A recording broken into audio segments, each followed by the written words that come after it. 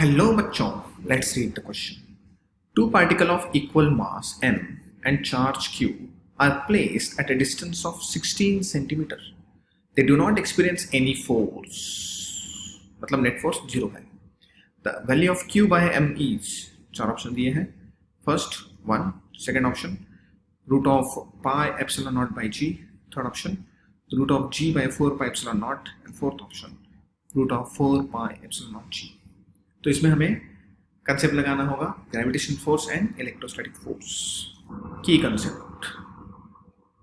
Concept में लिखेंगे gravitation force and electrostatic force. Gravitation force का फॉर्मूला हमें पता है, F G gravitation force G into m1 m2 divided by r square. r is the distance between the two objects of masses two m1 and m2.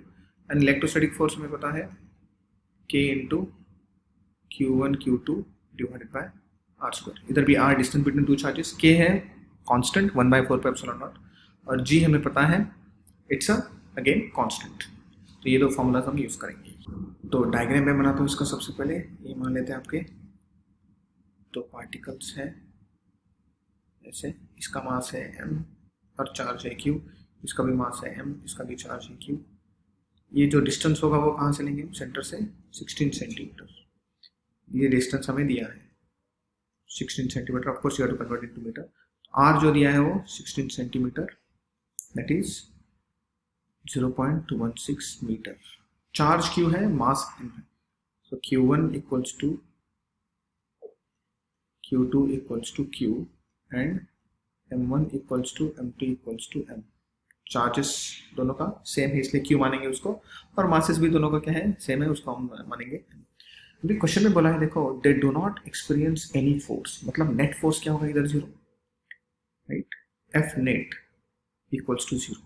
इसका मतलब क्या, जो electrostatic force है वो बैलेंस होगा ग्रेविटेशन फोर्स के साथ. सो हम लिख सकते हैं electrostatic force equals to gravitation force. दोनों को इक्वेट करेंगे. तो फॉर्मूला देखते हैं पहले दोनों का. पहले लिखते हैं electrostatic force K into Q into Q divided by 0.16 square equals to G into M divided by 0.16 square. ये तो कैंसिल हो जाएगा.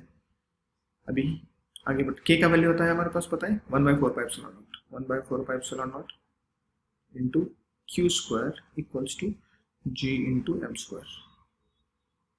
अभी इसमें हमें पूछा है ratio of Q by M, तो इसको उधर लेके जाएंगे. Q square by M square equals to G into 4 pi epsilon naught. Therefore Q by M equals to square root होगा इस तरफ 4G पाई एप्सिलॉन नॉट. इसका आंसर आएगा option 4 pi epsilon not G. मतलब वही हो गया 4G पाई एप्सिलॉन नॉट. मतलब option D is the right option. Hope you understood it well. The best.